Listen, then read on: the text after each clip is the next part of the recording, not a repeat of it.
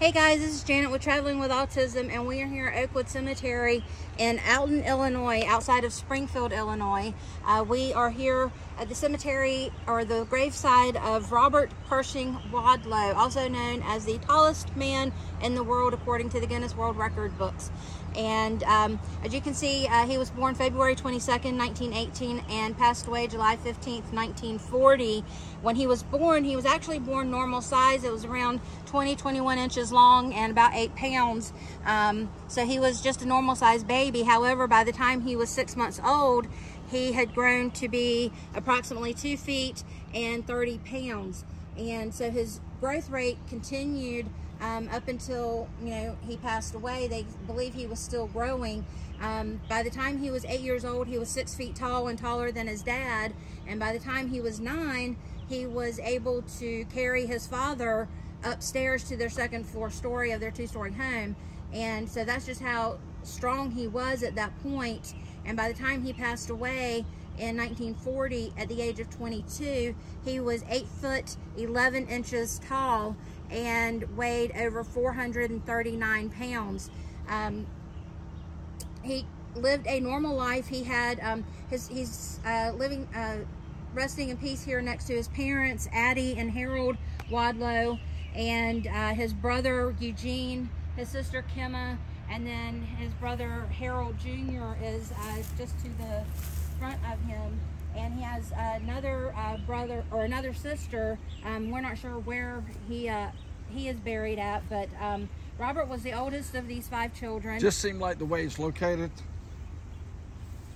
It could be, just because of the timing. Timing Helen might be his sister, not sure, without having to do an extensive search, but that would be making a guess at this point. Just the way they're lined up, that's the only thing I was thinking, like I'm saying Harold's in front of Eugene, the way it's...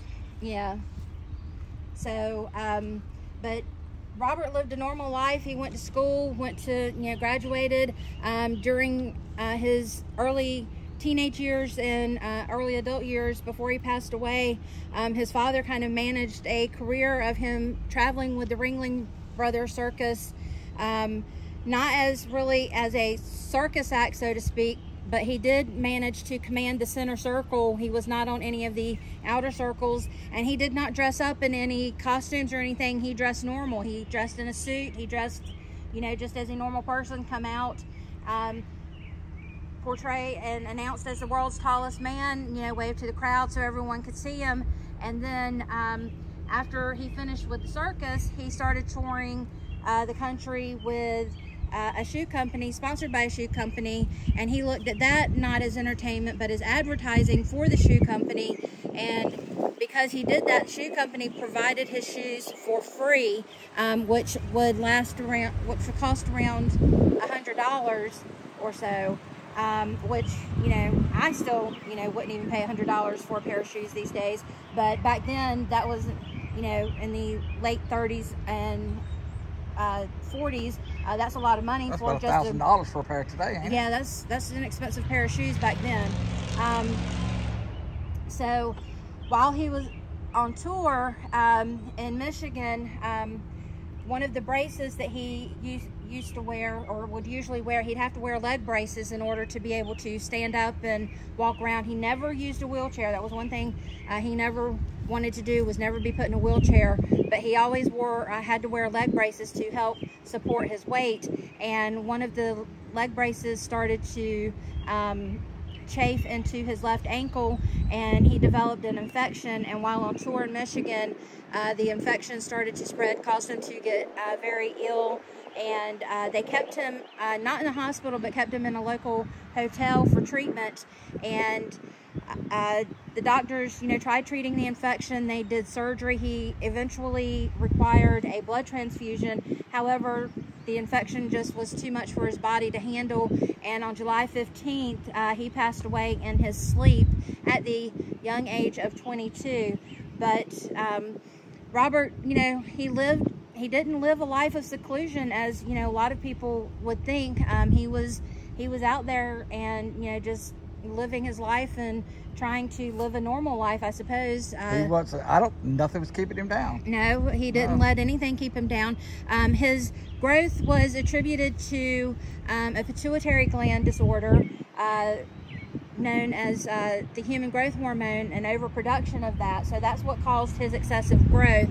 And he was growing what they calculated to approximately be about 4 or 5 inches a year. And so they believed that he was still growing even at the time of his death, that he still could have gotten taller if he had not contracted that infection. So guys, just think about that. If it was today's history, wow, how tall would he be? How tall would he be?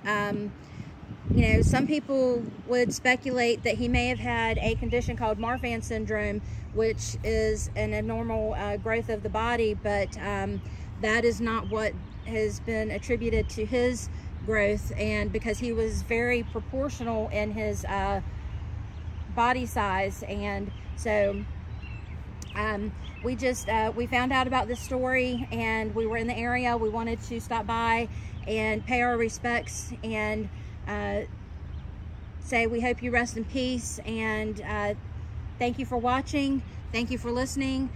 Please click like or subscribe if you haven't already to our YouTube channel, Traveling with Autism, or our Facebook page, and we will talk to you later. Thank you. Peace out.